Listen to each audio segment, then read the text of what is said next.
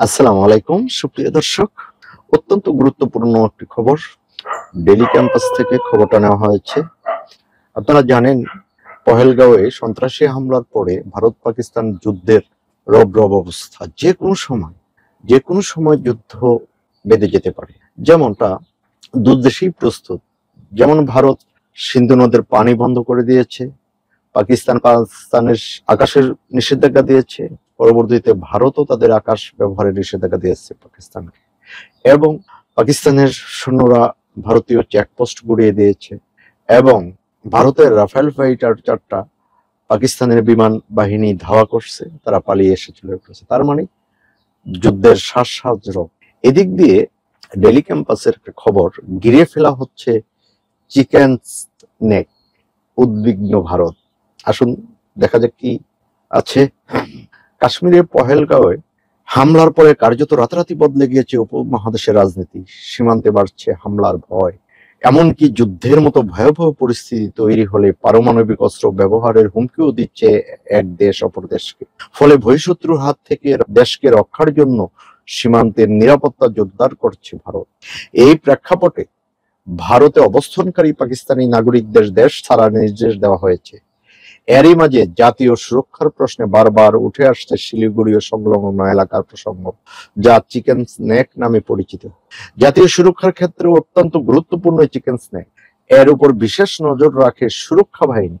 এবার সেই চিকেন নেকের অংশ হিসেবে শিলিগুড়ির নিরাপত্তা কতটা বজায় রয়েছে, কতটা নিশ্চিত করা হয়েছে তা জানতে পুলিশের দ্বারস্থ হলেন শিলিগুড়ির বিজেপির বিধায়ক শঙ্কর ঘোষ ও পুর নিগমের বিরোধী দলের নেতা অমিত প্রমুখ।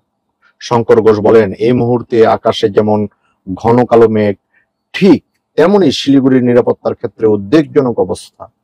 শিলিগুড়ি শহর চিকেন নেক নামে পরিচিত। দেশের স্বরাষ্ট্রমন্ত্রী পহেলগাঁও পরিস্থিতির পরে মুখ্যমন্ত্রীর কাছে আবেদন জানিয়েছেন।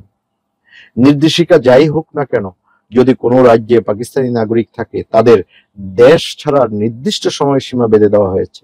বিভিন্ন রাজ্য থেকে সংবাদ মাধ্যমে তথ্য আসছে, কিন্তু একমাত্র পশ্চিমবঙ্গে কি হচ্ছে সে বিষয়ে সাধারণ মানুষের কাছে কোনো স্পষ্ট তথ্য নেই। তিনি আরো বলেন, আমরা পুলিশের কাছে এসেছিলাম, আশা করি রাজ্য সরকার, কেন্দ্রীয় সরকারের যেসব সংস্থা বিষয়টি মনিটর করে তারা সক্রিয় হবে। শিলিগুড়ি একটি সংবেদনশীল এলাকা। কেউ যদি লং টার্ম ভিসায় এখানে থেকে থাকে তাহলে সেই বিষয়ে বাড়তি নজর দেওয়া দরকার। এ বিষয়ে যাদের সহযোগিতার প্রয়োজন তারা যেন সহযোগিতা গ্রহণ করেন, এই আবেদন জানিয়েছি। এছাড়াও তিনি বলেন, এই সময়কালে শিলিগুড়ি শহর চারদিক থেকে কার্যত ঘিরে ফেলা হচ্ছে। আমাদের ধারণা, অনুপ্রবেশকারীর সংখ্যা বাড়ছে। এমনকি তৃণমূল কাউন্সিলররাও অভিযোগ করেছেন, নদীর চরে অজানা লোক বসবাস শুরু করছে। নেতারা টাকা নিয়ে চলে যাচ্ছে, ওরা নানান ধরনের জাল নথিপত্র তৈরি করছে। এতে শিলিগুড়ি শহরের নিরাপত্তা বিঘ্নিত হতে পারে। আমি শিলিগুড়ির বিধায়ক, এখানেই বড় হয়েছি, তাই জানি হঠাৎ করে অনেক বেশি সংখ্যক মানুষ এখানে থাকতে শুরু করেছেন। যেখানে 4-5 জন থাকার কথা সেখানে 20-25 জন করে থাকছে। এক একটি ছোট জায়গায় অসংখ্য মানুষ অবস্থান করছে। এলাকাগুলিকে বিশেষভাবে চিহ্নিত করা হচ্ছে। এটি অত্যন্ত উদ্বেগজনক বিষয়। এখন দেখার বিষয় পুলিশ প্রশাসন এই পরিস্থিতি নিয়ে কতটা সক্রিয় ভূমিকা নেয়। আসলে চিকেন নেক্স নিয়ে ভারতের একটা ভয়ও আছে, কখন জানি কি হয়। আসলে এই ভয় থেকেই এরকমটা। আবার একটু মানুষের আনাগোনা দেখছে। দর্শক, আসলেই যুদ্ধটা না হোক, দুই দেশই সংযত হোক, সেটাই কামনা করি। আজ এ পর্যন্তই। দর্শক, ভালো থাকবেন। আল্লাহ হাফেজ।